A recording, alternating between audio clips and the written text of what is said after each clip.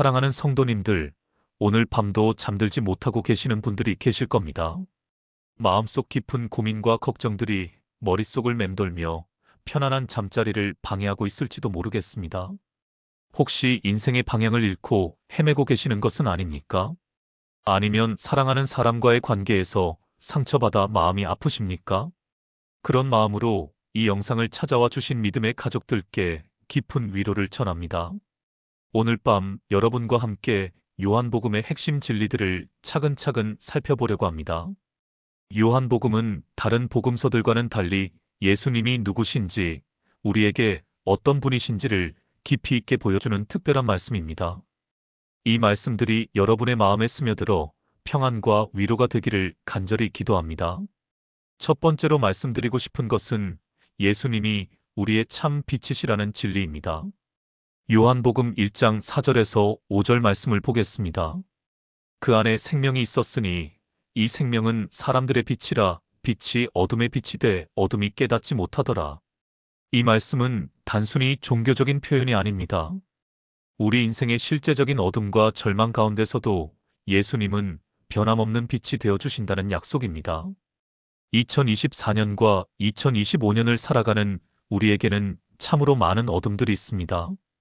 경제적인 어려움으로 인한 불안감, 가정의 문제들, 건강에 대한 걱정, 미래에 대한 두려움 등이 우리 마음을 어둡게 만들곤 합니다.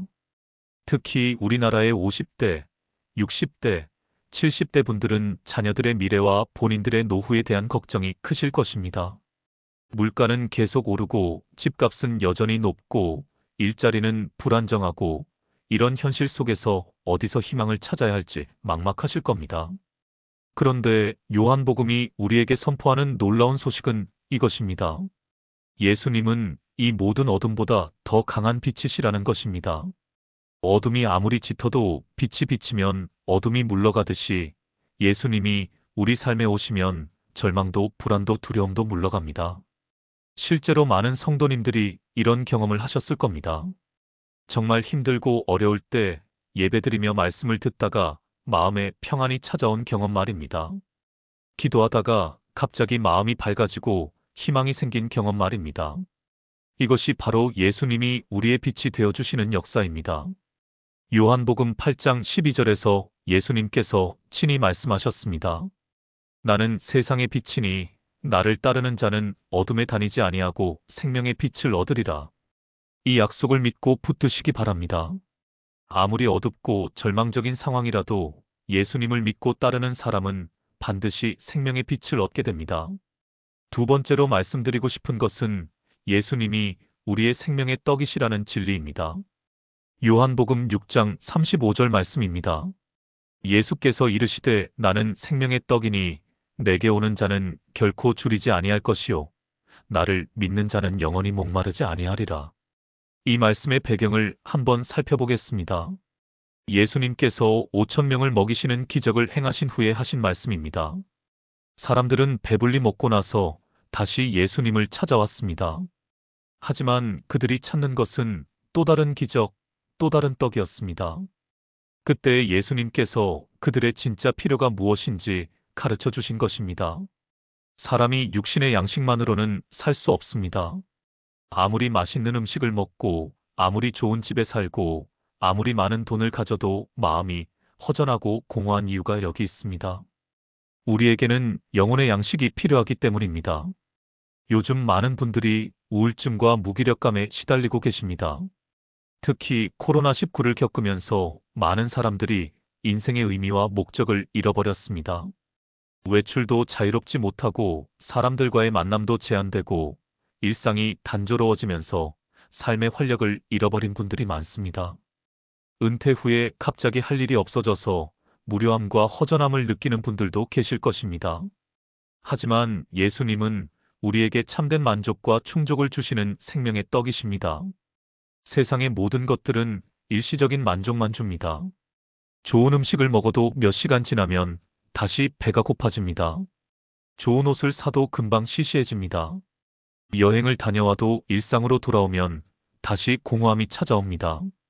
그러나 예수님을 마음에 모신 사람은 다릅니다. 세상이 줄 수 없는 깊은 만족과 평안을 경험합니다. 물질이 부족해도 마음이 풍족하고 외로워도 마음이 외롭지 않습니다.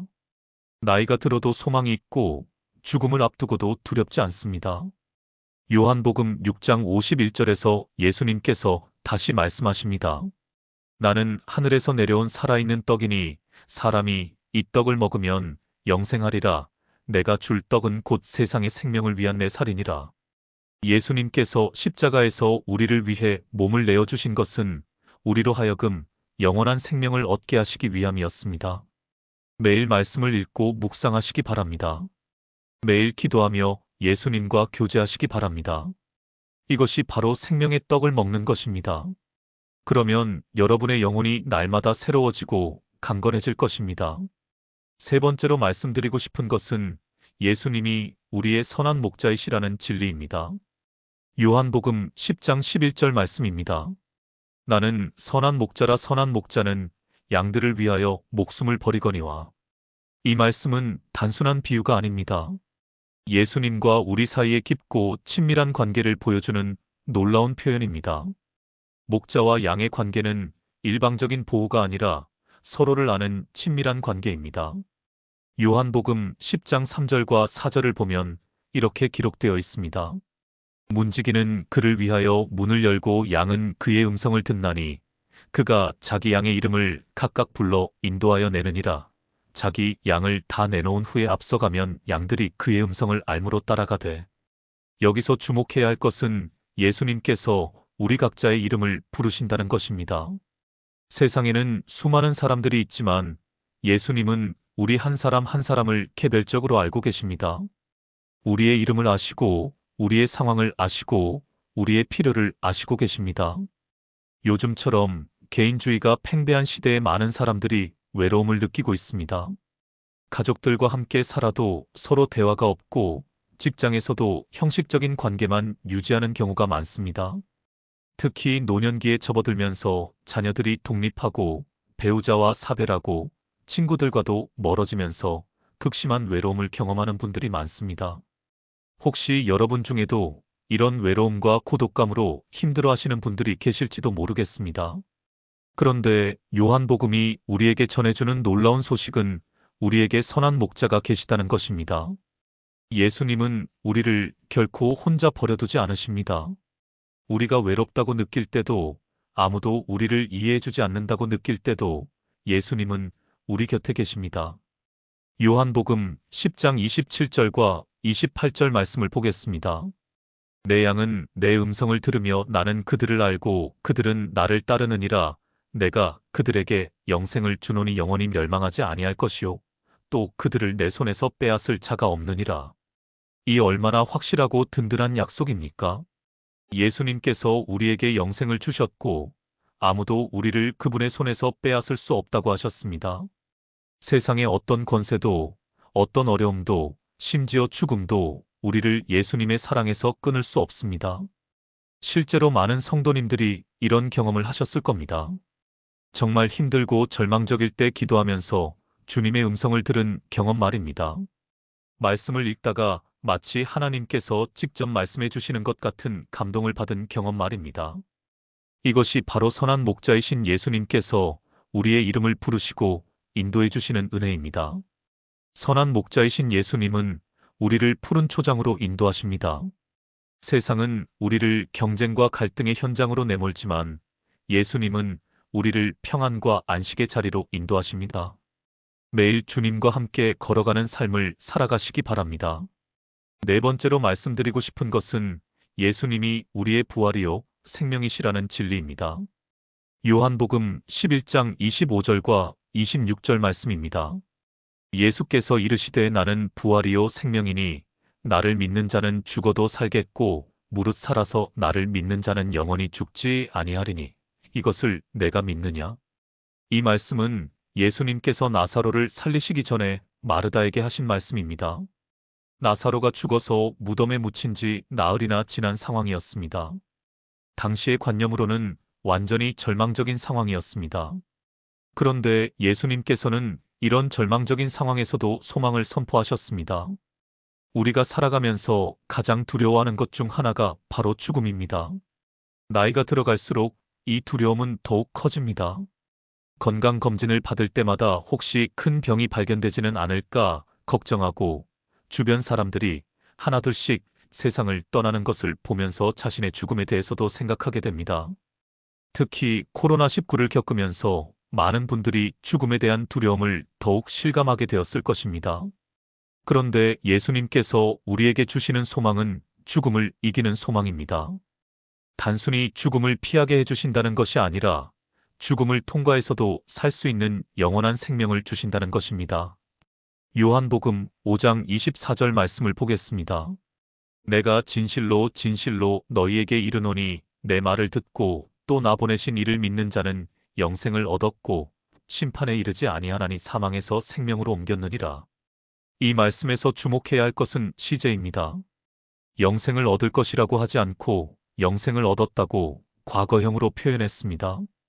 사망에서 생명으로 옮길 것이라고 하지 않고 옮겼다고 과거형으로 표현했습니다.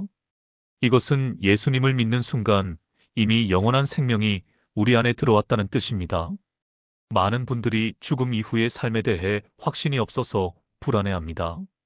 정말 천국이 있을까? 정말 부활이 있을까 하는 의구심을 가지고 계신 분들도 있을 것입니다. 하지만 예수님께서 친히 죽음에서 부활하심으로써 이 모든 것을 확증해 주셨습니다. 요한복음 20장에 기록된 예수님의 부활 사건은 역사적 사실입니다. 제자들이 예수님의 죽음으로 인해 절망하고 있을 때 부활하신 예수님께서 그들에게 나타나셨습니다. 도마는 처음에 믿지 않았지만 부활하신 예수님을 직접 만난 후에 나의 주님, 나의 하나님이라고 고백했습니다. 이 부활의 능력이 오늘 우리에게도 역사합니다. 우리가 절망하고 포기하고 싶을 때 부활의 주님께서 우리에게 새로운 힘과 소망을 주십니다. 건강을 잃었을 때도, 사업에 실패했을 때도, 관계가 깨어졌을 때도 부활의 주님은 우리를 다시 일으켜 세우십니다. 실제로 많은 성도님들이 이런 부활의 체험을 하셨을 겁니다. 암 진단을 받고 절망했는데 기적적으로 치료된 경험, 파산 위기에서 하나님의 도우심으로 다시 일어선 경험, 가정이 파탄 위기에 있었는데 하나님의 은혜로 회복된 경험들 말입니다. 이 모든 것이 부활이요 생명이신 예수님께서 우리와 함께 하시기 때문입니다. 그리고 무엇보다 중요한 것은 우리에게 영원한 소망이 있다는 것입니다. 이 땅에서의 삶이 끝나도 우리의 삶이 끝나는 것이 아닙니다. 예수님을 믿는 우리에게는 영원한 하나님 나라에서의 삶이 기다리고 있습니다. 그곳에서는 더 이상 아픔도 슬픔도 죽음도 없을 것입니다. 사랑하는 가족들과 영원히 함께 할 수 있을 것입니다. 요한복음 14장 2절과 3절에서 예수님께서 약속하셨습니다.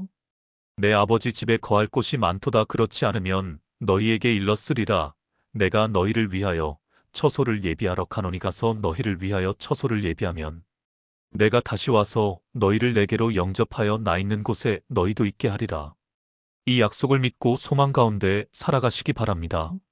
사랑하는 믿음의 가족 여러분, 오늘 밤 우리가 함께 나누어 본 요한복음의 4가지 핵심 진리를 다시 한번 정리해 보겠습니다. 첫 번째로 예수님은 우리의 참 빛이십니다. 아무리 어둡고 절망적인 상황에서도 예수님은 우리에게 희망의 빛이 되어 주십니다. 세상의 모든 어둠보다 강한 분이십니다. 두 번째로 예수님은 우리의 생명의 떡이십니다. 세상의 모든 것들이 일시적인 만족만 줄 때 예수님은 우리 영혼을 영원히 만족시켜 주시는 참된 양식이십니다. 매일 말씀으로 영혼을 공급받으시기 바랍니다. 세 번째로 예수님은 우리의 선한 목자이십니다. 우리 한 사람 한 사람의 이름을 알고 계시고 우리를 사랑으로 인도하십니다. 외롭고 힘들 때도 우리를 결코 혼자 버려두지 않으시는 분이십니다. 네 번째로 예수님은 우리의 부활이요 생명이십니다. 죽음도 이길 수 없는 영원한 생명을 우리에게 주셨습니다. 이 땅에서의 삶이 끝나도 영원한 하나님 나라에서 계속될 소망이 우리에게 있습니다. 이 4가지 진리가 여러분의 마음 깊이 새겨지기를 간절히 기도합니다. 밤잠을 설치며 고민하실 때 이 말씀들을 기억하시기 바랍니다. 미래가 불안하고 두려울 때 이 약속들을 붙드시기 바랍니다. 건강이 악화되거나 경제적으로 어려울 때 이 소망을 잃지 마시기 바랍니다. 요한복음은 예수님이 누구신지를 가장 명확하게 보여주는 복음서입니다. 예수님께서 친히 말씀하신 7가지 나는 이다 중에서 오늘은 4가지를 함께 나누었습니다. 나머지 3가지도 마찬가지로 우리에게 큰 위로와 소망이 되는 말씀들입니다. 예수님은 길이요, 진리요, 생명이라고 하셨습니다. 예수님은 참포도나무라고 하셨습니다. 예수님은 양의 문이라고 하셨습니다. 이 모든 말씀들이 우리가 예수님 안에서 얼마나 완전한 삶을 살 수 있는지를 보여줍니다. 오늘 이 말씀들이 여러분에게 큰 위로와 힘이 되었다면 좋아요 버튼을 눌러주시기 바랍니다. 그리고 댓글로 여러분의 간증이나 기도 제목들을 나누어 주세요. 함께 기도하며 서로를 격려하는 믿음의 공동체가 되기를 원합니다. 특별히 오늘 밤 이 말씀을 들으시면서 마음의 평안을 얻으신 분들이 계시다면 주변의 어려운 분들에게도 이 말씀을 전해주시기 바랍니다. 복음은 나누면 나눌수록 더욱 풍성해집니다. 여러분을 통해 더 많은 사람들이 예수님의 사랑을 경험하게 되기를 간절히 기도합니다. 마지막으로 전능하신 하나님, 아버지의 사랑과 우리 주 예수 그리스도의 은혜와 성령님의 교통하심이 이 말씀을 듣는 모든 성도님들과 여러분의 가정에 충만하시기를 간절히 축원합니다. 오늘 밤도 주님의 품 안에서 평안한 잠자리에 드시고 내일 아침에는 새로운 소망과 힘으로 하루를 시작하시기를 축복합니다. 주님의 이름으로 축원합니다. 아멘.